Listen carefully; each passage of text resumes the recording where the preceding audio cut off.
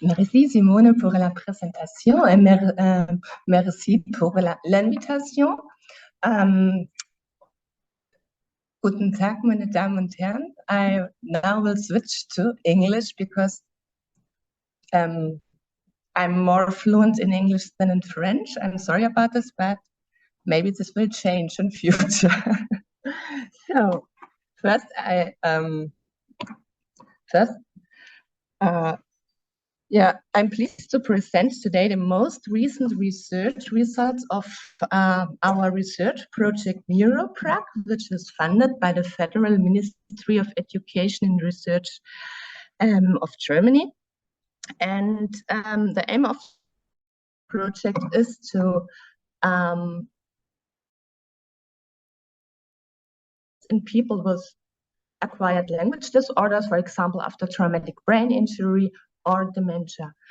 And today I will talk about the cognitive linguistic interaction in people with pragmatic impairments in Alzheimer dementia.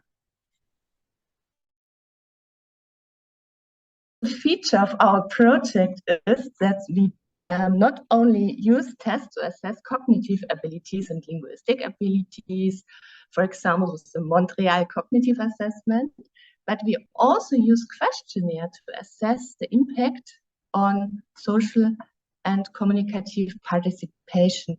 And for this, we choose a multi-perspective approach. That means we interviewed both people with dementia and their relatives with the same questions independently of one another. So I will start with some examples. These are responses from relatives about changes and contrast to the situation before AD. They are translated from German. We use the Zurich Dementia Diagnostic, and this is the questionnaire is based on the ICF, which is the framework from the World Health Organization. We invite guests less often. My wife feels overwhelmed with several conversation partners at dinner. It's difficult to have a discussion. My husband can't participate in conversation with others because of his word-finding problems. My partner has problems finding his way around town, for example, problems reading signs and orientation. My mother feels sad quite often because she realized that she has forgotten what we talked about recently. So you see, these examples highlight the strong impact of dementia on the communicative participation. And on this slide, you can get an impression about perceived communication problems of people with Alzheimer themselves. Do you use a lot of vague or empty words such as "you know what I mean" instead of the right word? Very often. Do you need the other person to repeat what they have said before being able to answer? Sometimes. Do you find it difficult to follow group conversation? Very often. Do you find it hard to look at the other person? Never. Can you express emotions in conversation, for example, through tone of voice, facial expression, gesture? Mostly. So you see there are also resources in communication and at different stages of the progression of the disease. So at this point, I will give you some facts about AD for those who are not so familiar with Alzheimer's disease. And that skills on discourse and pragmatics. According to the WHO, there are more than 55 million people live with dementia worldwide and nearly 10 million new cases every year. And it's the set of diseases and one of the major causes of disability and dependency among older people globally. And dementia is one of the biggest problems in public health. There are many types of dementia, and dementia is seen as an umbrella term for loss of memory and other cognitive abilities. There are different types like Alzheimer's, vascular, Lewy body, frontotemporal, or primary progressive aphasia, but today I have my focus on Alzheimer. And dementia has physical, psychological, social, and economic impacts for people with dementia and for relatives, caregivers, and society at large. So what is Alzheimer disease? It's the single most common cause of dementia, accounting for 60 to 70% of all dementia diagnoses. It's the most common cause of dementia among older adults. There's no single factor. There are convergence of factors: genetic risk, general or higher age, family history of AD in first-degree relatives, and cardiovascular risk factors like diabetes, prior traumatic brain injury, and abuse of a substance, for example, alcohol. And the damage initially appears to take place in the hippocampal cortex, which are part of the brains that are essential in forming memory.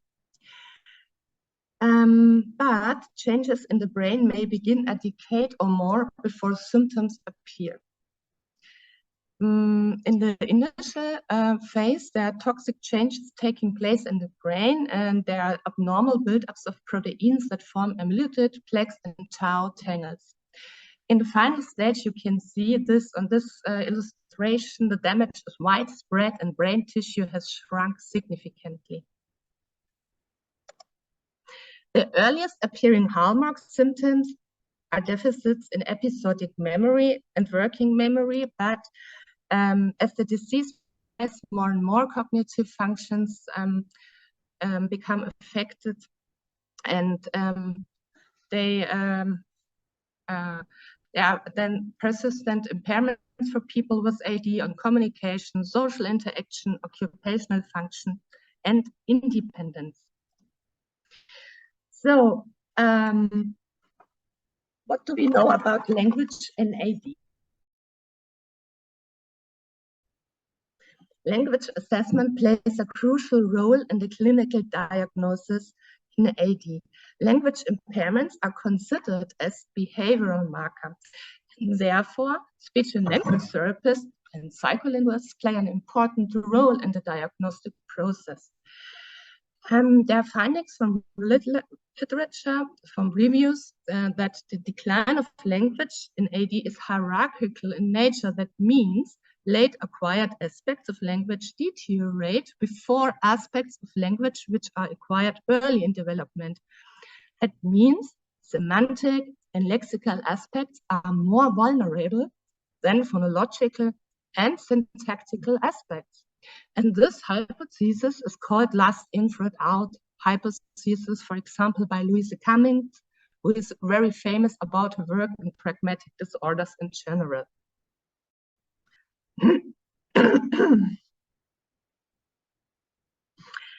But the ability to understand and produce discourse is still being acquired long after phonology and syntax. To this extent, one might reasonably expect discourse skills to be particularly vulnerable to early deterioration and D.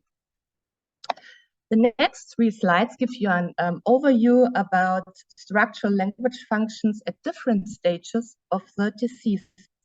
As you can see, the symptoms begin with semantic disorders, word finding and naming disorders. The word choice is less precise. There are many phrases and repetitions, and simplification strategies in sentence formation, which are related to a reduced capacity of the working memory. In the middle stage, semantic abilities decrease. There are many paraphasias, frequent repetitions, use of prototypes, and hardly any subordinate clauses, many morphosyntactic errors. And in the initial phase, phonological skills are relatively spared, but then they become affected too. In the late stage, you have semantic jargon, exclusive sentence fragments, and very many phonematic errors and dysarthria.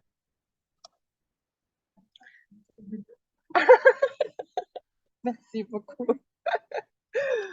Okay, now I will turn to language comprehension in AD. In the initial stage, there are problems in understanding complex clause, for example, embedded or subordinate clause.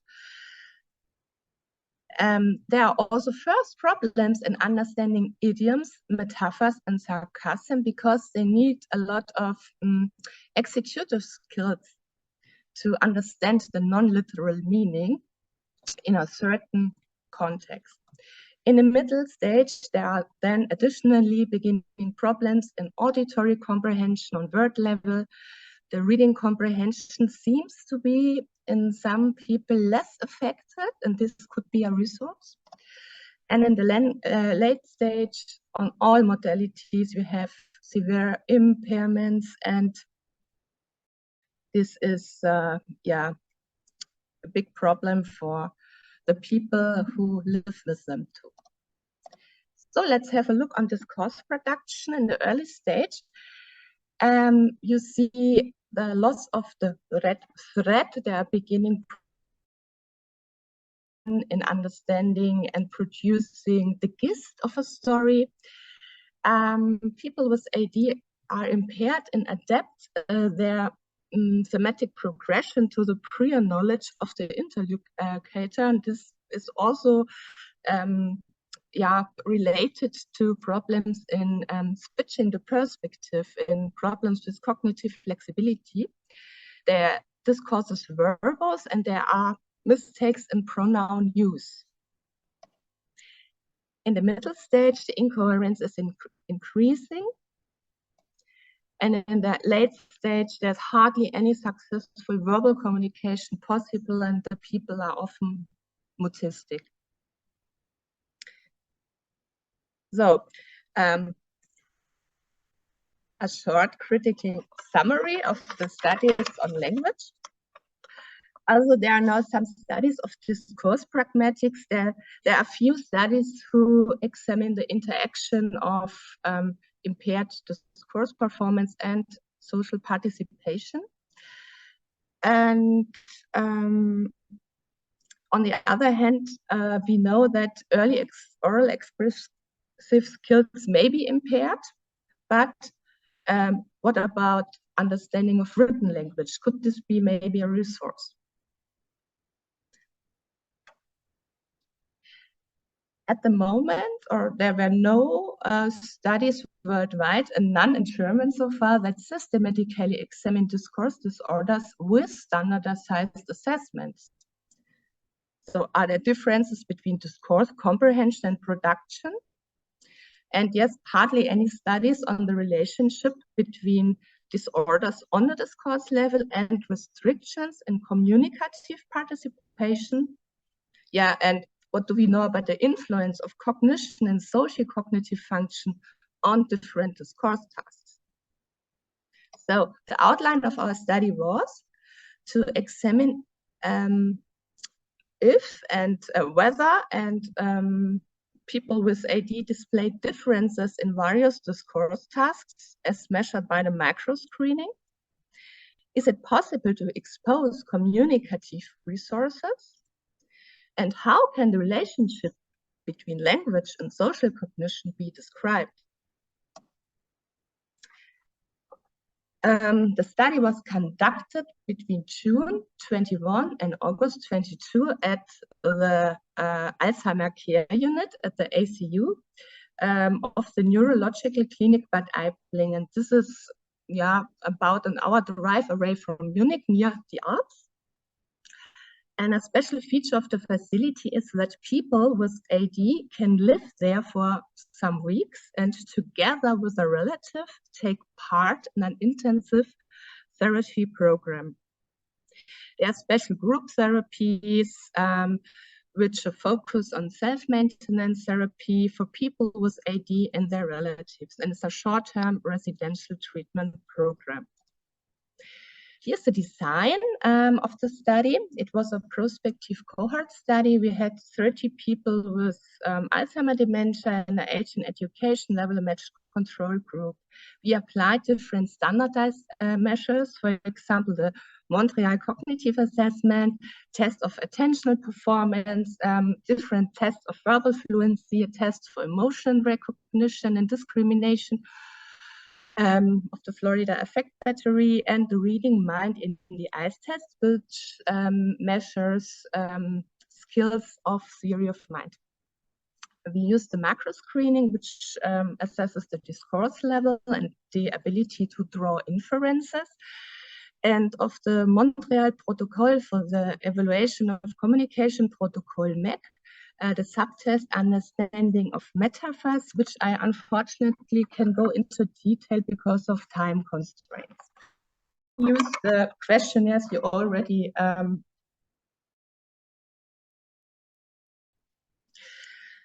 on this slide, an exclusion criteria were other types of dementia and aphasia. So on this slide, you see some examples of the reading the mind in the ICE test, and you have to select which word fits the best.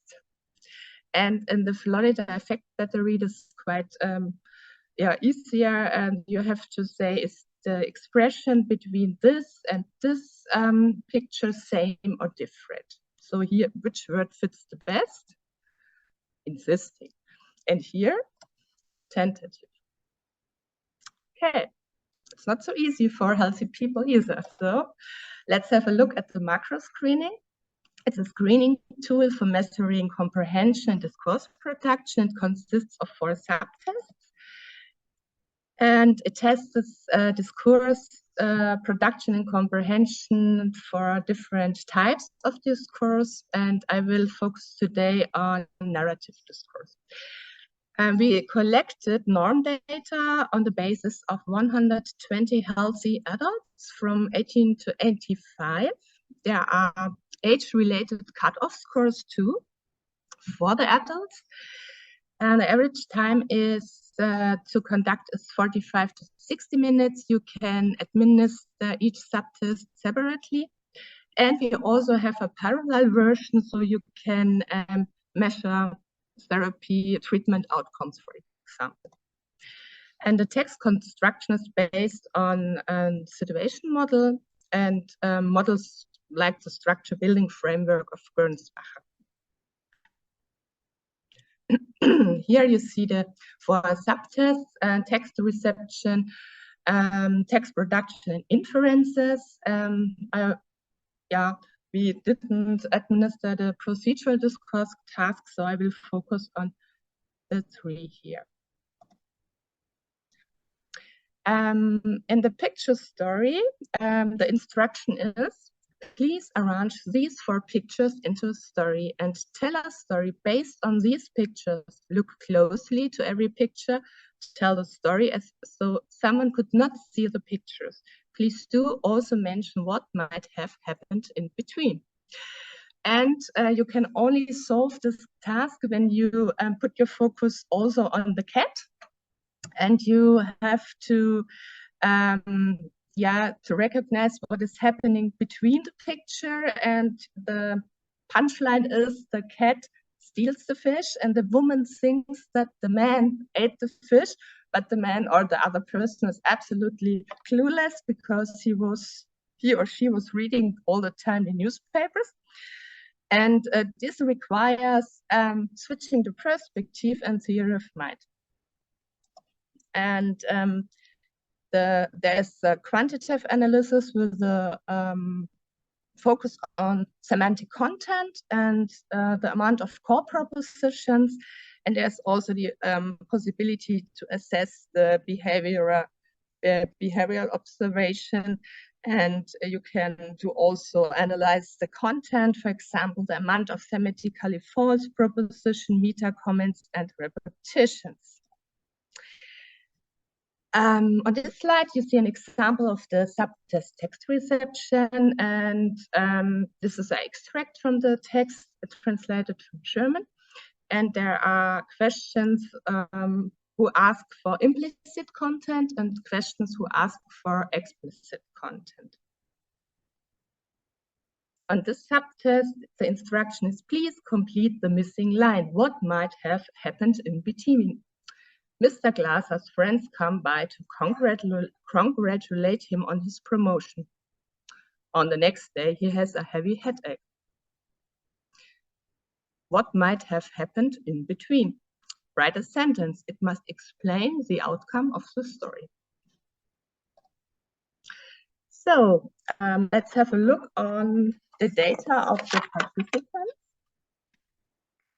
You see here the socio-demographic data. We had 30 people with Alzheimer, and the control group, they were in the mean 72 years.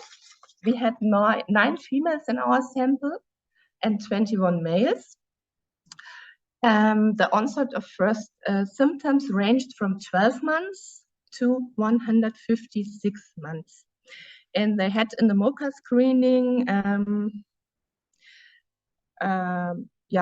mild to moderate dementia.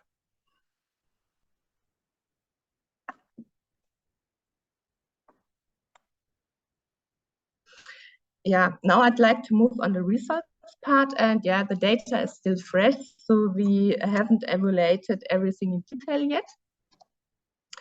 But you can clearly see there are group differences between the control group and the people with AD. They scored below the control group in every subtest. They had lower scores here in text reception, in text production, and inferences, and they displayed a higher time in reading a text and processing. And we had here the Mann-Whitney-U test showed significant differences in all the subtests. They were not only below the scores, they also displayed more mistakes regarding self-correction, meta-commentaries, and semantic false proposition. And this becomes clear when we have a look on this example. You can see the difficulties of telling a story. This woman was 72 years old when we tested her. Let's call her MT. She is a retired geriatric nurse. And her story is incoherent, and she has problems in the semantic progression, and the situation model is quite fragmentary. I will start now. Hans is sitting at the table, and his wife like, so what do we call her? Let's say Gretel, and she brings him something to eat, and then she goes on, and you will see when it comes to the complication of the story, there are many self-corrections, many word-finding problems, many meta-commentaries, and this is the phase when a lot of inferences are needed, and when an update of the situation model is required.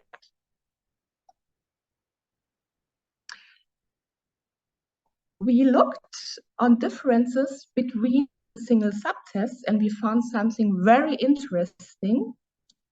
You clearly see the differences between the subtest text production, reception, and inferences.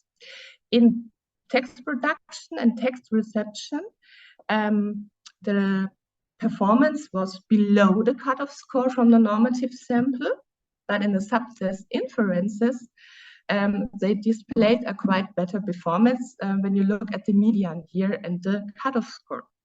We also find interesting correlations between the MoCA score, but only for the text production subtests. We also find a moderate, high significant correlation between the reading mind in the eyes test, which assesses theory of mind, and the ability to tell a story in a coherent manner. We also find moderate correlations with the subtest inferences, but interestingly, no with text reception. And this dissociation is a very interesting finding. Our main goal of our study was also to have a look on the relationship between the progression of dementia and communicative participation. And as it can be seen, they all have scores or problems in perceived communication below the normal range. And the maturity notes significant impairment of activity and communication in daily life. And here we also find correlations between the two questionnaires. Here we have a negative correlation because higher scores in the LCQ point to greater problems in perceived communication. And so the correlation is significant, moderate, but negative. And we have here also a correlation with the reading mind in the 𝐼𝐻 test, which points to interaction of problems in social cognition and participation and activity.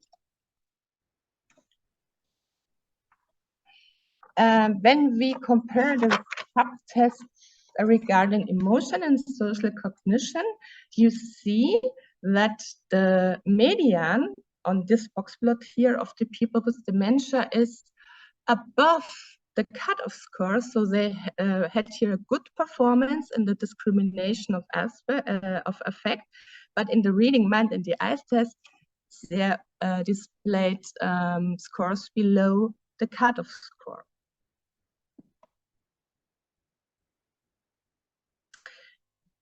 Now we reached the final segment of my presentation, the discussion of the results. It turns out that MAKRO is suitable to detect discourse impairments in people with AD. The screening was able to distinguish the people with AD from controls. We found quantitative and qualitative differences. In text production, the semantic content was lower, and we also found a higher amount of meta-commentaries and self-corrections, which point to problems in establishing a situation model and problems in verbal planning. In text reception, we found difficulties in memorizing and recalling previously read information. And this was interesting, especially for detailed information, but not for the implicit information. And these are indications of leading memory deficit in AD. Surprisingly, the subtest inferences was well preserved. People with AD were good in understanding short texts and in generating bridging inferences necessary to fill causal gaps. It could be discussed that the demand on working memory is rather low because the texts are written and do not have to be remembered.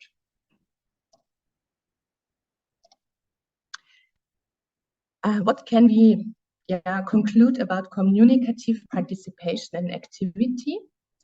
The majority of the relatives interviewed reported significant losses in the participation and joint activities. Thus, dementia also significantly affects the participation of the partners. As the disease progresses, the need for support and coping strategies increases. But from the literature, we know that emotional aspects in communication are preserved in some people with dementia for a longer time.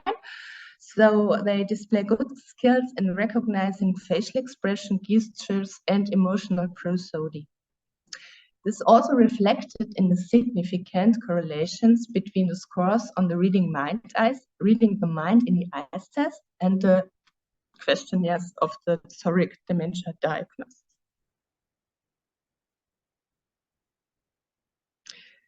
So despite linguistic and cognitive deficits, there are communicative resources. Long-term memory are the last to fade. So biography-oriented topics from childhood or adolescence therefore lend people with AD or help them to facilitate communication. And also very significant life events and emotionally relevant autobiographical experiences can be better remembered, which is called the emotional memory effect. In communication, the factual level of communication is shown to be impaired, whereas communication at the relational level is still relatively well preserved. So we have resources, for example, paraverbal, voice tone, speech melody, intonation, volume, and nonverbal means of communication. This slide shows structure to the different stages, possible resources, possible linguistic resources. In the early stage, the people with AD have good access to syntax, phonation, and articulation. And the focusing of attention is possible. In the middle stage, the comprehension of simple sentences and single word comprehension is possible. And yeah, there is a tendency that reading comprehension is better than auditory comprehension. And people with AD are able to use the context to understand a message. In the late stage, the understanding at the relational level is still possible, and they are able to interpret emotional states through facial expressions, eye contact, gestures, prosody, or tone of voice.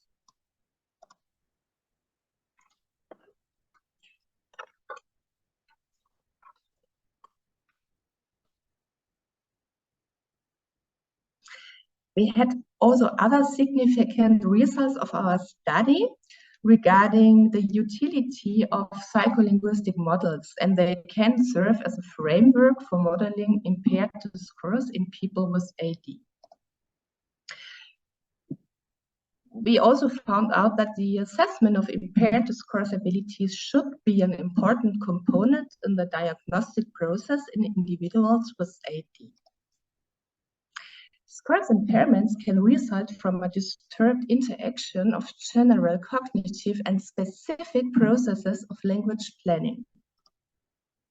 Therefore, we need a close interdisciplinary teamwork between different disciplines, for example, between speech and language therapy and neuropsychology. And this is necessary in order to identify individual profiles and communicative resources.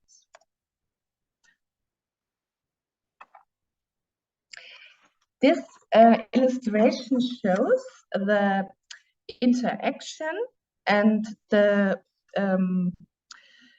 that different domains in communication disorders influence and interact each other. You have the domain of behavior, cognition, and language, and they all interact and are in a strong relationship.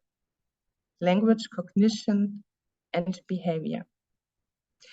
And the assessment of communication in D should always take this interaction into account. So thank you for your attention. This is our team, and I will now be pleased to answer your questions and comments. Thank you. That's it.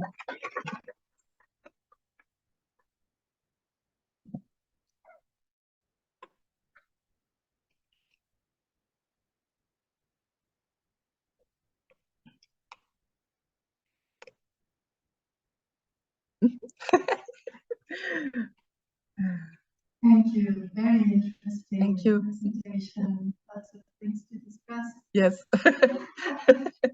Fresh data. Yeah.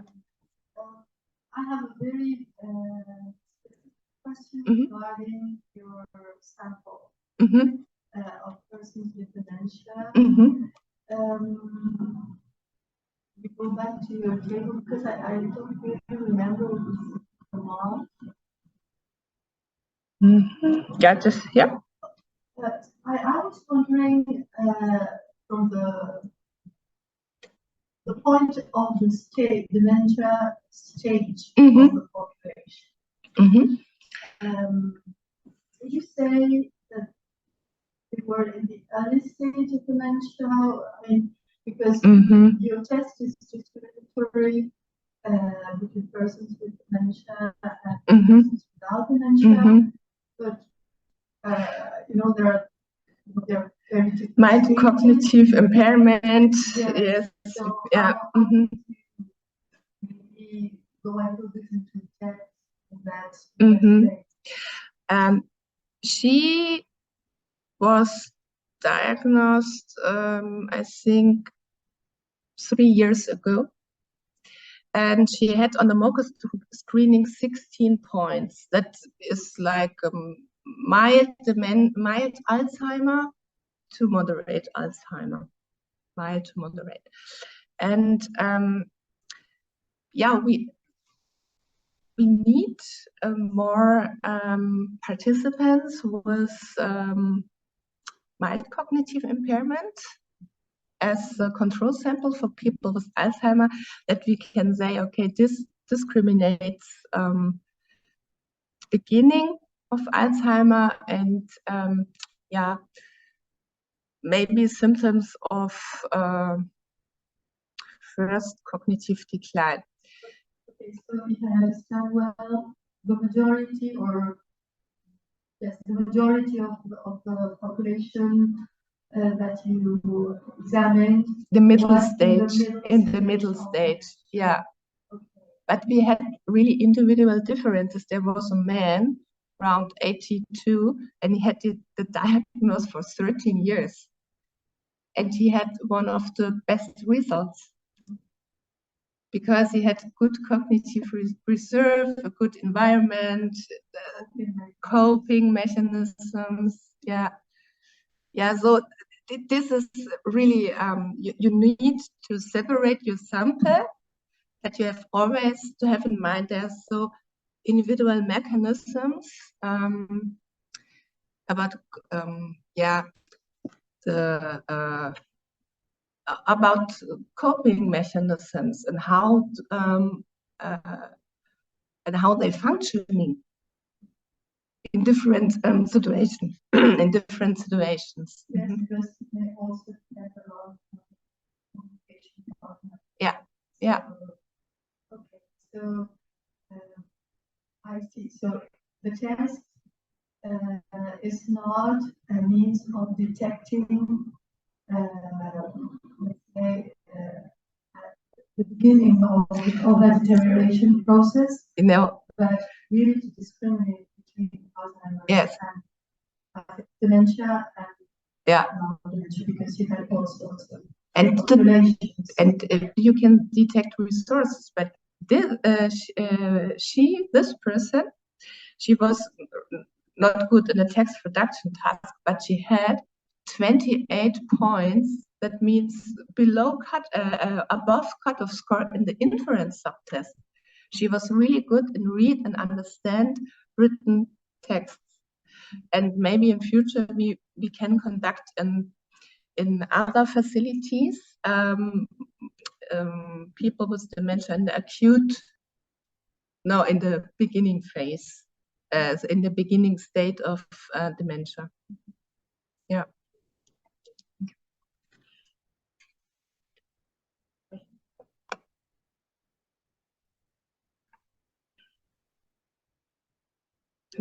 You had a question? Yeah.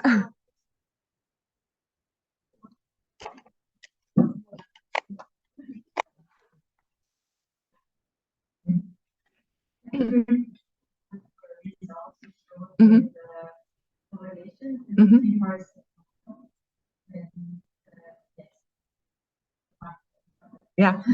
MAKRO.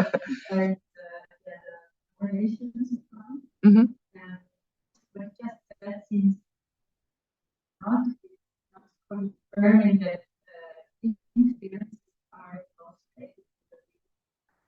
Mm-hmm. Mm-hmm. Mm-hmm. And at the same time, you find the story action. So I wonder if text production depends very much on this ability. Yeah, text production is really special, especially when you have to produce a story to pictures, because there are many modalities interacting. You have to depict information from visual content and transfer it onto a propositional level. And you need the ability to understand the motivations of the main characters and so on, but you also need planning skills. And you need good access to your semantic and lexical skills. And because of this is more challenging for people with dementia than, for example, the text with the written inferences. You see, this is much more easier than to tell a story for people with Alzheimer. So we have to control for influences of working memory and attention. We have this all in our test battery, but we just started to analyze the data. And we have to control for reduced abilities of attention too. Mm-hmm. The relation you find with the reading mind in the eyes test. Mm. Mm. What is the perspective taking, or is that something related to empathy or feeling? Yeah, this task, reading in the mind and the eyes task, you can see it on this slide quite well, is also really challenging for people without dementia.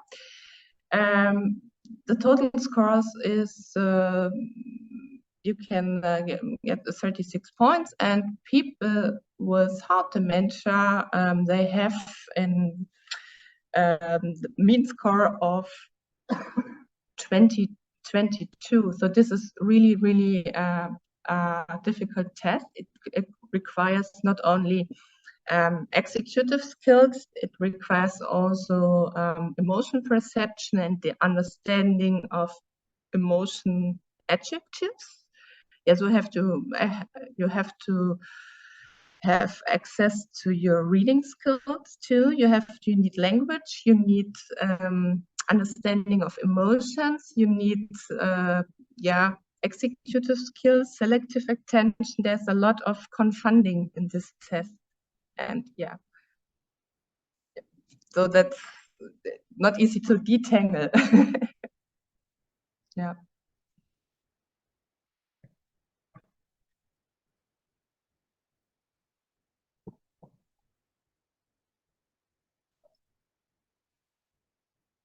I also have a question about one with the four pictures.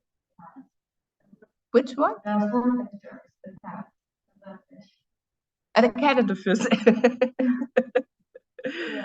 Yeah. So in this one, can you explain again, like in which order they saw the pictures, or if they saw them all at the same time, or if they had to order it? They had to order it, but if they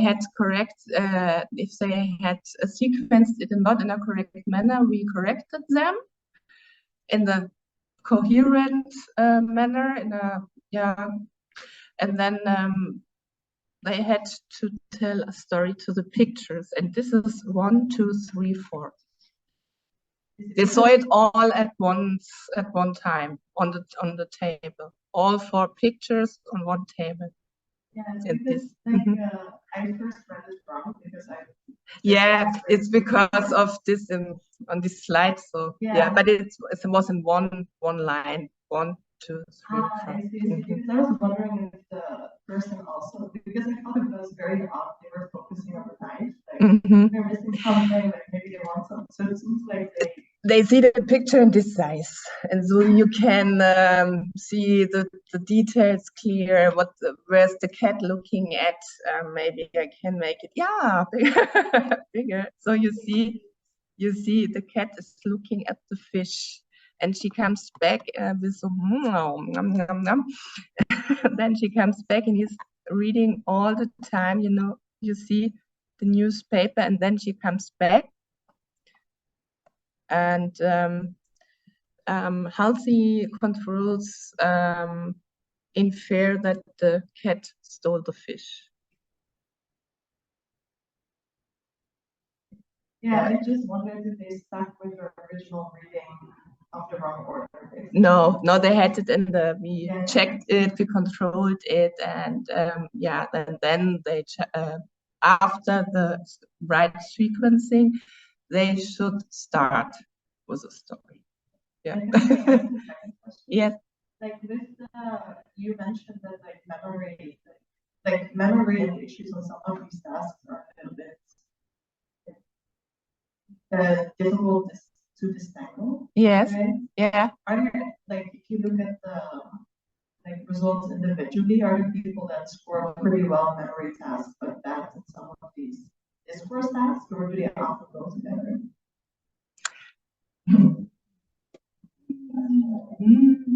You mean which memory task do you think about? General memory task?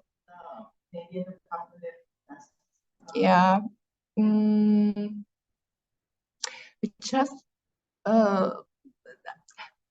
we found, I didn't talk about the verbal fluency and the TAP because there's too many data at the moment, but there was a correlation between verbal fluency and text production. And verbal fluency is a test which measures, yes, hybrid in nature, and this measures also access to the mental lexicon and executive language functions, verbal executive functions. And there was a correlation. But the problem is the MOCA screening has different subtests, and in the next step, we will look at the different subtests for memory and attention and orientation, and then maybe have a better impression what is the relation between these subtests and the discourse measures.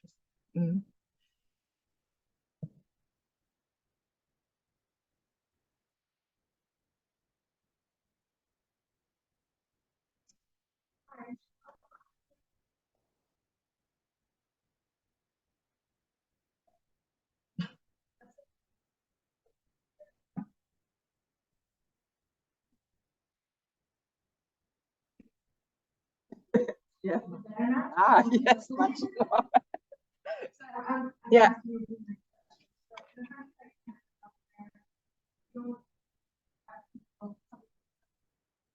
Mm-hmm.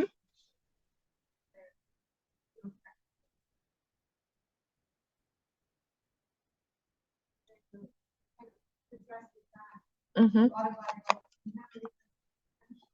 Mm-hmm.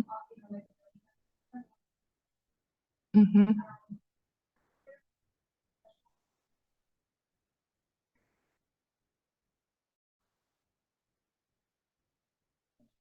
Mm-hmm. Mm-hmm.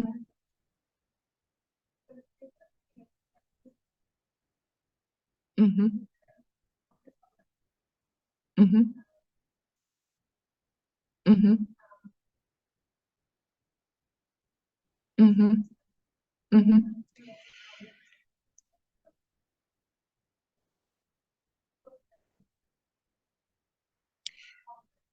No, this was not the focus of our work, but I think Annalise is a specialist in this field. But maybe something to think about. When you incoherence or problems in storytelling regarding the core propositions and the semantic content, the problems in macro structuring I think they, in my opinion, they are a universal problem in many languages, maybe. But maybe you have a better. But First of all, there's no study like that, and it's very yeah. Learning the microstructure, I think that is not completely independent from lexical abilities. So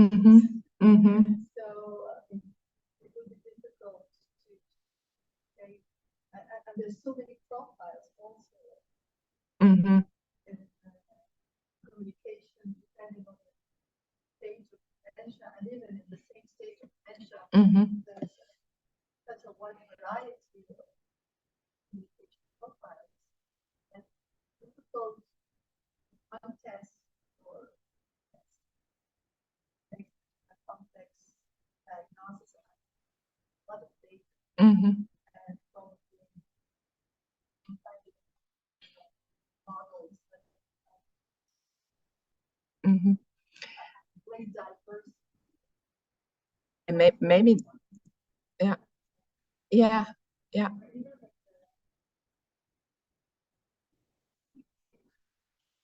Yeah. Yeah. Yeah. Can you please put your microphone? Yes, I did hear, but maybe not the other people anymore. Yeah. Did you understand her? Okay. So that becomes like a very practical problem in population that are integrated. Primary caregiver could be a grandchild or maybe does not speak the same language as parents. Like if the parents originally speak Indian, and this is for India and they've gotten good at English, that the child might not have learned Hindi at all. So it becomes like you're depending on the primary caregiver. Yeah. I think there is a need for questionnaires and assessment and screenings who assess this and to assess in which situation does the people with AD need a certain language or sociolect. We had in our sample people who spoke different dialects. In German, you have, many different dialects, and we found that the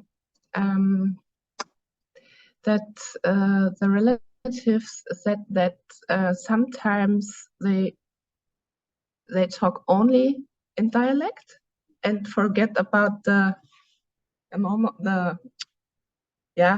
written language, and some say they display another form of sociolect or dialect, which is absolutely new, like with phonematic, not mistakes, but it sounds not familiar to this person. So this I don't know from our sample, and but our neighbors in Switzerland, they have more data about bilingualism in aphasia, for example, and there is more research in aphasia, as far as I know, than in dementia and bilingualism. But at least for intervention, it's a lot of research in dementia. For intervention. Yeah. And assessments? Not much, yeah. But I think for a last point that in this context that you were so well explaining, the fact that persons with dementia recognize emotions and express emotions related. Very important clinical because sharing emotions in a way of staying. I don't want to talk about my own work, but it has to be that. And then you go across the language barrier, get into what you so well described, which is this preservation of comprehension and expression of emotions. Something that, in my opinion, has been very poorly exploited. And when we're doing some work that use for clinicians and also to understand the mechanisms and mention emotions have to do with certain neural substrates that happen to be less touched by the illness than cortex and everything. Thank you for your questions. Thank you.